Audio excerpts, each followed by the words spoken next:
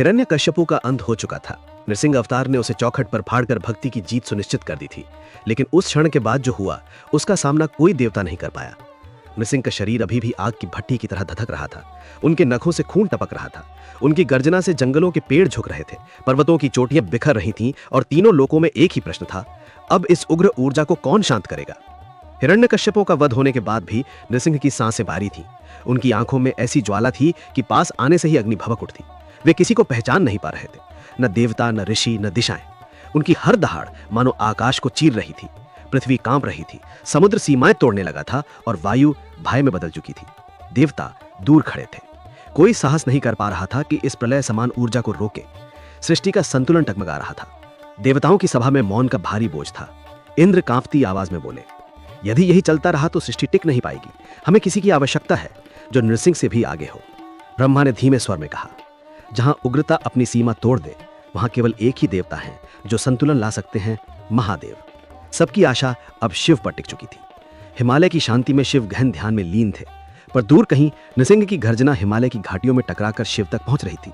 वो कंपन, वो ऊर्जा एक संकेत थी, संतुलन बिगड़ चुका है। शिव ने अपनी आंखें खोली। उनकी दृष्टि गंभीर थी पर भय रहित। वे जानते थे कि जहां विनाश अपना रूप खो दे वहां उन्हें स्वयं उतरना पड़ता है।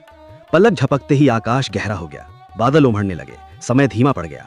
वहीं एक दिव्य प्रकाश फूटा। शिव का शरभ अवतार प्रकट हुआ। 8 विशाल पैरों वाला दिव्य सिंह रूप, मानव जैसी छाती, बड़े पंख, तेजस्वी चोंच, हजारों भुजाएं और माथे पर जटा जिसमें चंद्रमा चमक रहा था। यह रूप शक्ति नहीं, ऊर्जा का चरम था। जंगलों में नृसिंह की गर्जना गूंज रही थी। तभी आकाश से एक विशाल छाया उतरी, शरभ। दोनों रूप आमने सामने खड़े थे, एक उग्रता, दूसरा संतुलन। शरभ ने गहरे स्वर में कहा, नृसिंह शांत हो जाओ, सृष्टि तुम्हें पुकार रही है। पर उग्रता सुनती नहीं, वो केवल प्रतिक्रिया देती है। नृसिंह और जोर से गरजे, आकाश की ओर उछले। उनके नाखून बिजली की तरह चमके और फिर शुरू हुआ महायुद्ध। आकाश में ऐसी टकराहट हुई कि पर्वत टूटने लगे, नदियां उलटने लगीं, जंगल उखड़ गए। शरभ ने अपने पंख फैलाए और नृसिंह को अपनी पूंछ में जकड़कर ऊपर ले गए। बादलों के ऊपर दिव्य ऊर्जा टकराई। नृसिंह संघर्ष करते रहे, पर शरभ की शक्ति उनसे कहीं आगे थी। धीरे धीरे नृसिंह की ज्वाला शांत होने लगी। उनकी गर्जना सिस्कारी बन गई। उनकी आंखों में पहली बार पहचान लौटी। वे शरभ की ओर देखे, श्रद्धा और कृतज्ञता की दृष्टि के साथ। नृसिंह झुक गए।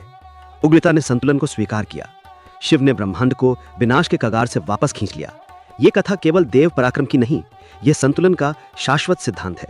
जब शक्ति विवेक खो दे, जब उग्रता अपने स्वरूप से आगे बढ़ जाए, तब शिव प्रकट होते हैं। वे दिखाते हैं कि अहंकार कितना भी विशाल क्यों ना हो, संतुलन हमेशा उससे बड़ा होता है। यही कारण है कि शिव विनाशक भी हैं और रक्षक भी। अगर ये लीला पसंद आई हो तो वीडियो को लाइक, चैनल को सब्सक्राइब जरूर करें।